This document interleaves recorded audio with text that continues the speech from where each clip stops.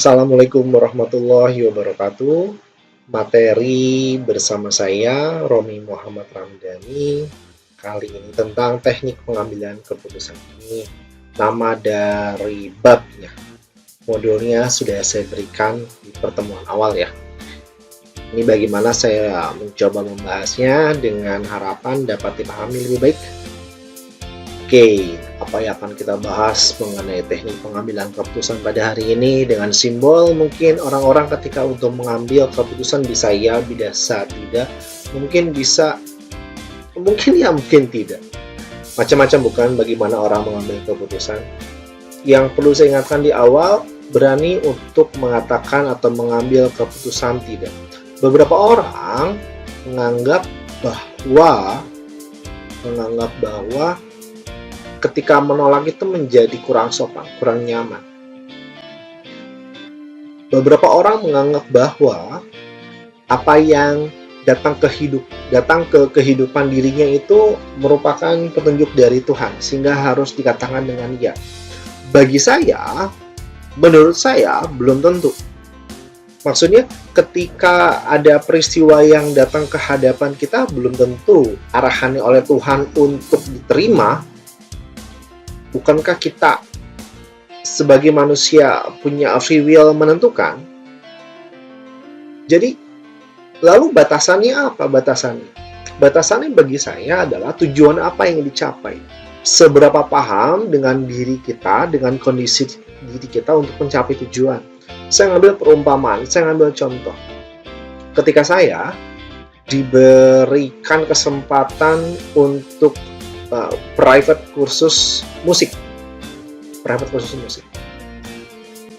Saya pernah merasakan kursus musik di dua tempat yang berbeda.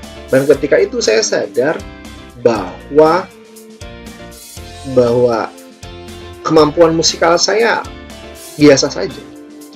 Dan di sana saya membuat keputusan, saya tidak akan menekuni dengan serius dunia musik, dalam artian saya sebagai pelakunya, belajar dengan luar biasa effortnya, karena setinggi apapun saya akan mengasahnya, itu kemajuan akan kurang signifikan. Maka bila ada tawaran-tawaran mengenai dunia musik kepada saya pribadi, saya katakan tidak. Itu kan saya tolak. Kenapa? Saya memilih pilihan lain yang sesuai dengan potensi saya.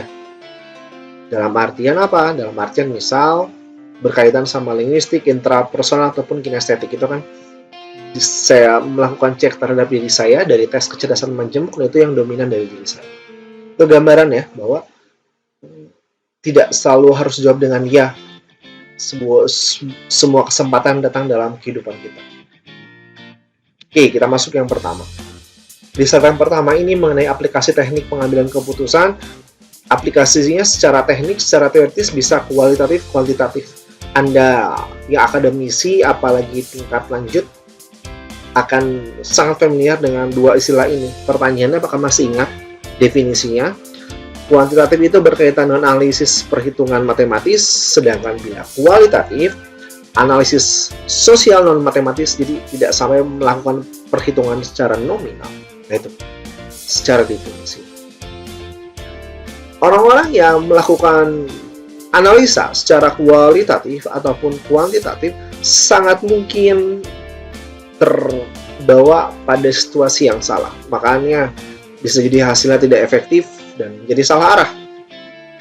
Maka apa solusinya bila kualitatif, kuantitatif sudah dilakukan tapi pengen ataupun ingin mendapatkan hasil yang lebih optimal? Maka kuncinya adalah pahami mengenai teknik pengambilan keputusan yang kreatif. Apa itu kreatif? Kreatif itu mengembangkan daripada fungsi yang biasanya. Ketika saya mengajar di tingkat sekolah dasar, misal anak-anak usia sekolah dasar, lalu ada anak-anak mengumpulkan meja-meja untuk belajar, dan mereka ternyata membuat itu sebagai panggung. Jadi mereka berdiri di atasnya, melakukan sebuah skenario Ultraman versus Monster. Itu adalah proses yang kreatif, karena meja pada umumnya ketika di kelas digunakan untuk alas menulis ataupun menggambar. Itu kreatif. Itu kreatif. Lalu bagaimana konsep kreatif dalam pengambilan keputusan dalam konsep perkuliahan kita? Pertama yang ingin saya bahas adalah pedoman alat bantu kreatif kata Newman and Warren. Nah, ini yang saya bahas di awal. Apa saja 4 pedoman alat bantu kreativitas ini? Jadi yang pertama, pedoman alat bantu kreatifnya hati-hati ada hambatan psikologis. Hambatan psikologis ini ketika kita memahami dari modul, ini adalah tentang persepsi hambatan psikologis. Persepsi yang membuat kita menjadi mentok ataupun membuat ada mental block. Jadinya ya sulit untuk maju. Jadinya sulit untuk kreatif. Orang-orang kreatif akan berusaha mencari cara, tentu saja yang sesuai dengan norma-norma yang berlaku ya, tak menjadi melanggar aturan. Orang-orang yang kreativitasnya terhambat psikologis ini justru fokusnya ke masalah. Di perkuliahan online zaman sekarang begitu banyak orang-orang atau mahasiswa saya yang bertanya, Pak, ini ketika kita Zoom misalnya, ini saya nggak ada kuota. Ketika saya melakukan atau menyimpan rekaman perkuliahan saya di YouTube, lalu orang-orang, Pak, saya nggak ada kuota. Sangat saya sarankan kepada mahasiswa saya, yuk kita fokusnya pada cari solusi, bukan fokus pada tanda kutip masalah yang sedang dihadapi. Alternatif untuk bisa belajar secara online itu banyak. Pertanyaannya, pencarian solusi ini menjadi prioritas kita nggak? Misal, ketika Anda kesulitan kuota, ketika Anda tidak ada sinyal, pertanyaannya apa yang bisa dilakukan? Sederhana, cari tempat wifi terdekat. Bagaimana bisa memperoleh wifi itu dengan optimal? Dicari solusinya. Ketika Anda sulit untuk mengulang-ulang video saya presentasi, ya maka tonton sekali lalu dicatat, sehingga tidak perlu mengulang banyak-banyak video. Itu mengenai contohnya dari hambatan psikologis. Pedoman selanjutnya mengenai alat bantu kreativitas adalah fokus pada masalah kunci. Begitu menumpuknya, yang dianggap menumpuknya banyak-banyak masalah, sehingga menjadi kadang-kadang orang bingung, ini masalah sebenarnya apa? Ini perlu dilacak, perlu dibiasakan untuk mampu untuk mendeteksi mana yang menjadi masalah kunci, sehingga dapat mencari cara yang lebih kreatif untuk memecahkan. Dalam proses kreativitas, semua hal yang dilalui penting untuk dicatat. Makanya dikatakan waspada penemuan tak sengaja. Ya, seolah-olah tak sengaja, tapi sebenarnya banyak hal menarik dalam kehidupan kita yang bisa saja membawa inspirasi. Tinggal bagaimana kita memaknai dari benda atau peristiwa yang ditemui. Dalam melakukan kreativitas, komputer sebagai pelengkap dari kreativitas manusia. Ya, dari komputer dalam artian ada sambungan internetnya. Di sini ada banyak informasi atau wawasan yang bisa diketahui. Banyak, tinggal kita paham bagaimana mencarinya.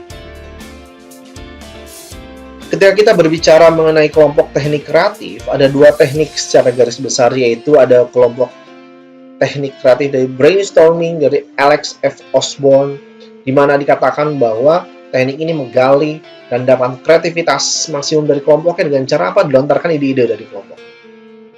Di sini dikatakan atau dikritisi oleh beberapa orang bahwa ini hanya bisa dibuat keputusan sederhana karena ini akan makan waktu dan biaya. Karena nanti ide-idenya kan banyak dari anggota. Semakin besar kelompoknya, semakin ide yang ada disepakatinya ya butuh waktu lagi, butuh proses lagi, bahkan biaya lagi. Itu brainstorming. Lalu yang kedua, teknik yang disebut dengan synectic. Synectics ini dikatakan oleh William J. Gordon. Konsepnya adalah bahwa proses kreatif pada asumsinya bisa dijabarkan, bisa diajarkan. Gimana sederhananya bisa melatih, menjabarkan, diajarkan?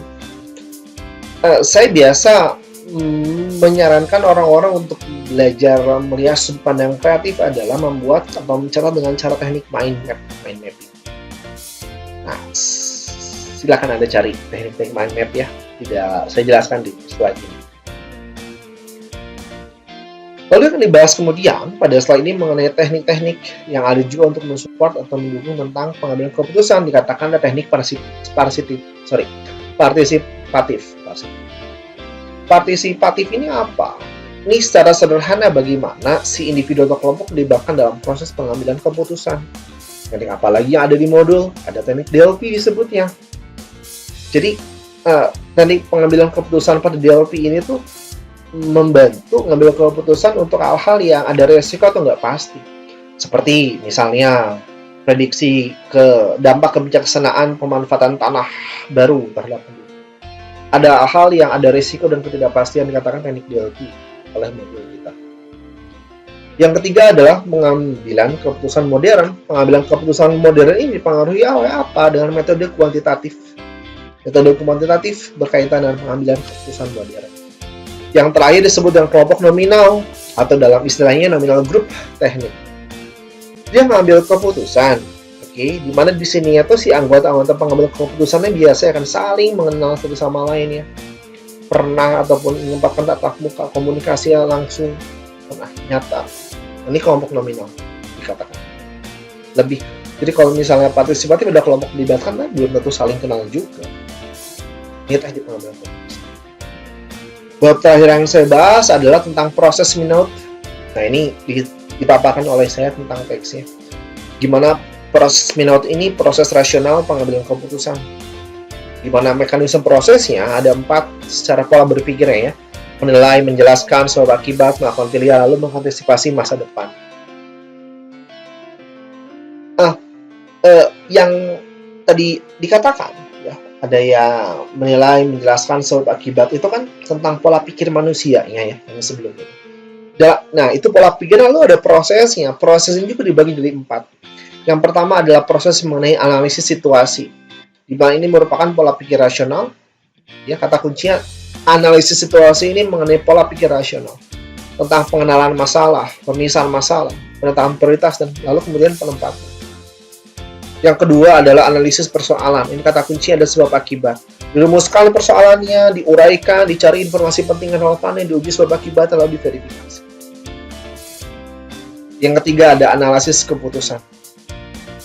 Proses pada analisis keputusan ini, kata kunci ada penentuan pilihan. Oke, ada konsekuensinya, risiko. Kembangkan alternatifnya gimana, lalu dianalisis. Kemungkinan pengembangan risiko ini. Yang terakhir ada analisis persoalan potensial. Kata kunci di sini bagaimana mengantisipasi peristiwa-peristiwanya. Identifikasi daerah kritis, persoalan potensial, sebab yang mungkin, dan tindakan penanggulangan. Itu dia rekan-rekan materi kita pada pertemuan hari ini. Terima kasih sudah menyimak. Semoga memudahkan pemahaman Anda digabungkan dengan membaca modul. Saya Romi Muhammad Ramdhani pamit. Wassalamualaikum warahmatullahi wabarakatuh.